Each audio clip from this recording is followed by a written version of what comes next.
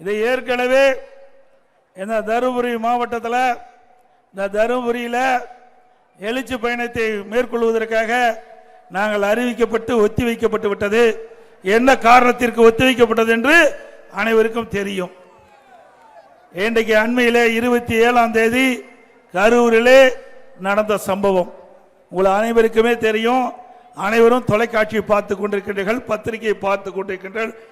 எவ்வளவு ஒரு கொடூரமான சம்பவம் என்பதை நாம் எண்ணி பார்க்க வேண்டும். இன்றைய ஆட்சியாளர்கள் உரிய முறையிலே பாதுகாப்பு வழங்கப்பட்டிருந்தால் 41 உயிர்கள் இன்றைக்கு காக்கப்பட்டிருக்கலாம். அதற்கு சரியான பாதுகாப்பு இல்லாத காரணத்தினாலே நம்முடைய தமிழ்நாட்டு மக்கள் என்று திரு ஸ்டாலின் அவர்கள் குறிப்பிடுகிறார், தமிழ் மக்கள் என்று குறிப்பிடுகிறார்.